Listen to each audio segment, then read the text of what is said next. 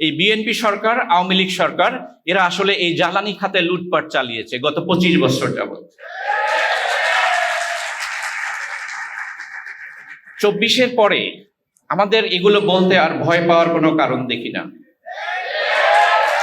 তাহলে দেশ আগাবে না, তাহলে আর এই দেশে হাদিরা জন্মাবে না। তাই আমাকে পারমিশন দিয়েছিল হাদির কবর পর্যন্ত যেতে দেয়ার। আমি হাদিকে বলে এসেছি আমরা এই দেশ বদলাবো।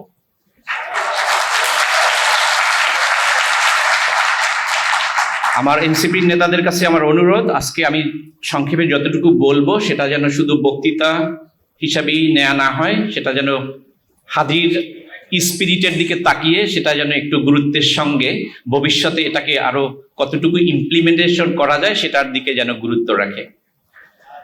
আমি খুব বেশি রিপিট করবো না, সময়ের স্বল্পতা, লাঞ্চের টাইম পার হয়ে গেছে। আমাদের জ্বালানির যে খুব বেশি রিপিট করবো না, যে আমাদের জ্বালানির 65 থেকে 70% হচ্ছে আমদানি নির্ভর, এবং আমরা বাংলাদেশ বৎসরে $12 বিলিয়ন আমদানি ব্যয় করে জ্বালানিতে, এবং সেই $12 বিলিয়ন হচ্ছে আমাদের টোটাল বাজেটের 19% বাংলাদেশের বাজেটের। এবং এলএনজি আমরা যেটা আমদানি করি, হাসনাত আব্দুল্লাহ বলে গিয়েছে, সেটা হচ্ছে $4 বিলিয়ন পার ইয়ার। এটা হচ্ছে 2025 সালের স্ট্যাটিস্টিক্স। সো $4 বিলিয়ন হচ্ছে আমাদের বাজেটের প্রায় 6%। আমরা সবাই জানি বাংলাদেশের এই 55 বছরে এখন পর্যন্ত আমাদের শিক্ষা খাতে সর্বোচ্চ ব্যয় হয়েছে আমাদের বাজেটের 2.1%। সেখানে আমরা শুধু এলএনজি আমদানিতে ব্যয় করছি বাজেটের 6%। আমাদের ইনস্টল ক্যাপাসিটি 25,000 থেকে 30,000 মেগাওয়াট, অথচ আমাদের প্রতিদিনের লোডশেডিং এর ব্যাপারে আপনারা আমার চেয়ে ভালো জানেন, আপনারা ভুক্তভোগী। তো প্রশ্ন হচ্ছে যে আমাদের এত লোডশেডিং কেন? ইনস্টল ক্যাপাসিটির প্রায় অর্ধেক হচ্ছে আমাদের ডিমান্ড। আমি যতটুকু জানি পিক ডিমান্ড হচ্ছে, সর্বোচ্চ রেকর্ড হচ্ছে 17,800 মেগাওয়াট। এর মেইন কারণ হচ্ছে, অনেকেই বলে গিয়েছেন, সেই আমাদের ইনস্টল ক্যাপাসিটি আছে কিন্তু সেখানে বিদ্যুৎ উৎপাদন হচ্ছে না, এবং সেটার কারণ হচ্ছে ওটাকে ব্যবহার করা হচ্ছে দুর্নীতির একটা মেইন সোর্স হিসাবে। তো আমি আমার আজকের আলোচনায় মেইন ফোকাস করব দুর্নীতির দিকটা, কারণ অনেক প্যানেলিস্ট বলেছেন যে আমাদের দুর্নীতির বিষয়ে কম বলা হয়। দুর্নীতির আমি গত 25 বছরের কথা কিছু বলবো। আমি জানি যে এটা কঠিন সত্য কথা, কিছু বলবো আজকে। এই দুর্নীতির দায় নিয়ে অপসারণ করা হয়েছিল। সুতরাং আপনারা বুঝতে পারছেন এই বিএনপি সরকার, আওয়ামী লীগ সরকার এরা আসলে এই জ্বালানি খাতে লুটপাট চালিয়েছে গত 25 বছর যাবৎ। 24-এর পরে আমাদের এগুলো বলতে আর ভয় পাওয়ার কোনো কারণ দেখি না। তাহলে দেশ আগাবে না, তাহলে আর এই দেশে হাদিরা জন্মাবে না। এবার আসি একটু এই খাতে একটু কর্পোরেট মাফিয়া যারা এই জ্বালানি খাতে, তাদের দুর্নীতি নিয়ে আমি একটু বলতে চাই। সামিট গ্রুপের কথা আপনারা একজন বলেছেন। সামিট গ্রুপ তারা এই টোটাল ইলেকট্রিসিটি উৎপাদনের এই একটা গ্রুপ 21% নিয়ন্ত্রণ করে, এবং আপনারা খুব ভালোভাবে জানেন এই সামিট গ্রুপকে কারা এই নিয়ন্ত্রণ দিয়েছে, কেন দিয়েছে। তারা এই হাজার হাজার কোটি টাকা এই রেন্টালের নামে, কুইক রেন্টালের নামে সরকারের সাথে একাত্মতা হয়ে হাজার হাজার কোটি টাকা লুটপাট করেছে। এখন তারা সিঙ্গাপুরে গিয়ে 1 নাম্বার মানে ধনীর র্যাঙ্কিংয়ে অবস্থান নিয়েছে। এবং এই সামিট গ্রুপ এই ইলেকট্রিসিটি সেক্টরে শুধু টাকা লুটপাট করেছে তা না, তারা 1100 কোটি টাকা ট্যাক্স ফাঁকি দিয়েছে। 1100 কোটি ট্যাক্স ফাঁকি শুধু, আর $1 বিলিয়ন তো লুটপাট করেছি। এরপরে আসেন এসালম গ্রুপ। এসালম গ্রুপ তারা ছোট্ট একটি প্রজেক্ট, 1320 মেগাওয়াটের একটি কয়লা ভিত্তিক প্রকল্প, টিআইবির রিপোর্ট অনুসারে সেখান থেকে তারা প্রায় 400 কোটি টাকা মেরে দিয়েছে, ছোট্ট একটি প্রজেক্ট থেকে। এবং আপনারা জানেন তারা 184টি ভুয়া ইনভয়েস দেখিয়ে কোনো কিছু ইম্পোর্ট না করে ভুয়া ইনভয়েস দেখিয়ে 10,000 কোটি টাকা পাচার করেছে। সেই এস আলম গ্রুপকে রেড কার্পেট দিয়ে তারেক রহমানের সরকার ওয়েলকাম করছে বাংলাদেশে। তো আমরা যখন জ্বালানি খাতের সমস্যার কথা বলি, আপনি এই summit group, S Alam group, তাদের জন্য রেড কার্পেট আবার এই বাংলাদেশে প্রস্তুত রাখবেন, আর আমরা বলবো এখানে বক্তৃতা দিব আর আমরা জ্বালানি খাতের সংস্কার করব, সেটা অসম্ভব। এটা শুধু বক্তৃতা হবে আর এই ধরনের কনভেনশন হবে, আর কিছুই হবে না। সুতরাং আমি বলতে চাচ্ছি যে জ্বালানি খাতের যে সমস্যা, এটার যদি সমাধান করতে হয়, আমাদের প্রথমে দুর্নীতির সমস্যার সমাধান করতে হবে। কোশ্চেন হচ্ছে যে এটা তো বলা খুব সহজ, আমরা সবাই বলতে পারি, এখানে বাংলাদেশে সবাই বলতে পারে, সবাই জানে সবচেয়ে বড় সমস্যা হচ্ছে দুর্নীতি। দুর্নীতির সমাধান কি করে হবে? দুর্নীতির সমাধান আমি মনে করি ব্যক্তিগতভাবে গত 55 বছরে যাদের দ্বারা হয়নি, দুর্নীতির সমাধান তাদের দ্বারা ভবিষ্যতেও হবে না। দুর্নীতির সমাধান করতে হলে আমরা এনসিপির দিকে এখন তাকিয়ে আছি।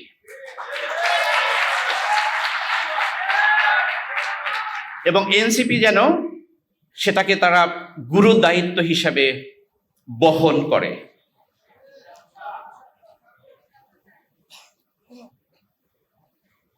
এবং এই দুর্নীতির ব্যাপারে যেটা হবে যে আপনাদের এই বক্তৃতা অথবা সেমিনার দিয়ে দুর্নীতি হবে না, যেটা করতে হবে এনসিপির যে স্পিরিট, 24-এর যে স্পিরিট, শহীদ ওসমান হাদির এই আধিপত্যবাদ বিরোধীদের স্পিরিট, সেটাকে কাজে লাগাতে হবে দুর্নীতিকে কমাতে হলে।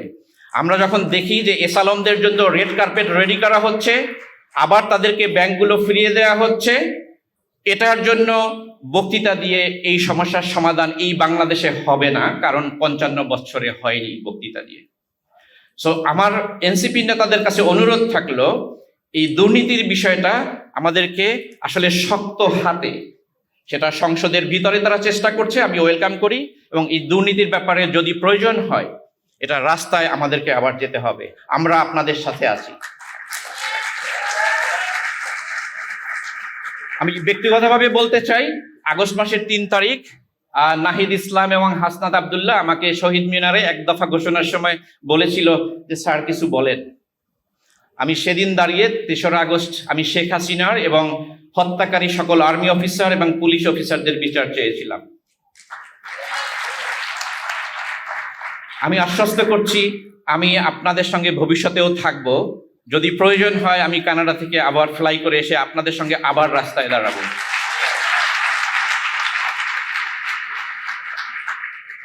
এটাই হচ্ছে জ্বালানি সেক্টরের সবচেয়ে বড় সমাধান। আমি শুধু আরেকটা সমাধানের কথা বলে শেষ করব, সেটা হচ্ছে যেটাকে এখানে এক্সপার্টরা আছে, শামসুল আলম স্যার আছেন, উনি ভালো জানবেন, যেটাকে বলি waste to energy, WTE, waste to energy. আমি এনসিপির নেতৃবৃন্দকে অনুরোধ করব এই বিষয়টা যেন তারা একটু সিরিয়াসলি নেয়, চিন্তা করে।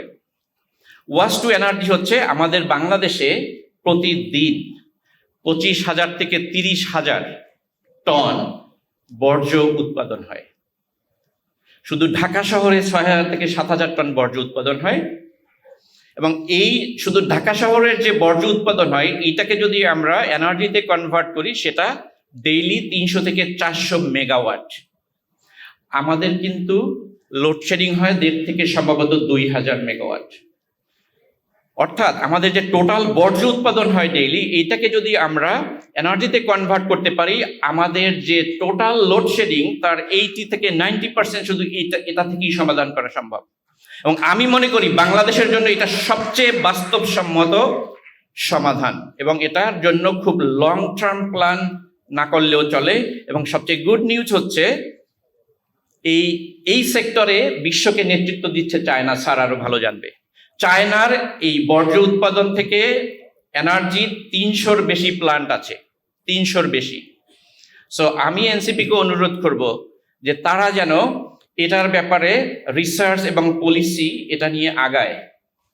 এবং আমি জানি যে এনসিপির একটা রিসার্চ অ্যান্ড পলিসি ডিভিশন শুরু হয়েছিল, কিন্তু সেটা আনফর্চুনেটলি এখনো ওভাবে অ্যাক্টিভ হয়নি। আমি কিছুটা কারণও জানি, কিন্তু আমি অনুরোধ করব এখন সময় হয়েছে এটা যেন অ্যাক্টিভ করা হয়। এবং আরেকটা সুখবর বলবো এনসিপির জন্য, আমি যখন কানাডা থেকে আসছিলাম সপ্তাহখানেক আগে, আমি ইউনিভার্সিটি অফ ব্রিটিশ কলাম্বিয়ার শিক্ষক, কুইন্স ইউনিভার্সিটির একজন প্রফেসর আমাকে ফোন করেছে, বাংলাদেশি, বলেছে সে দেশের জন্য কিছু করতে চায়।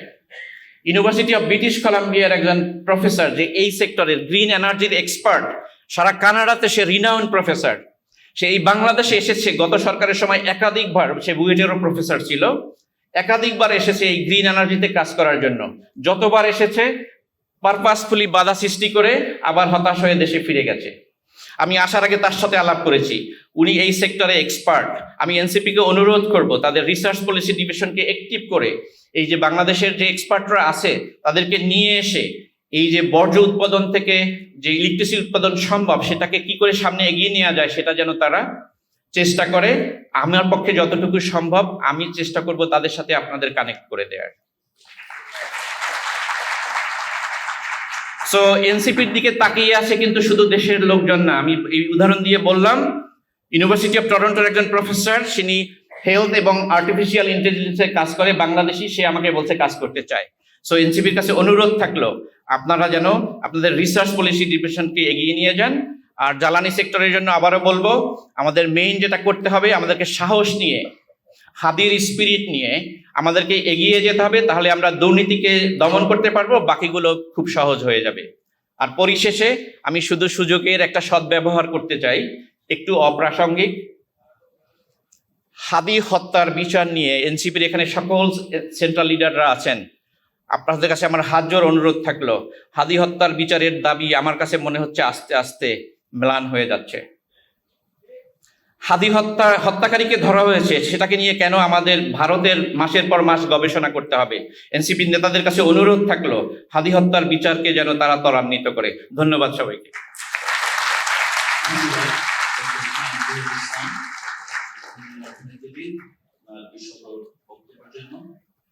সময়ের চেয়ে একটু বেশি বলেছেন আসলে।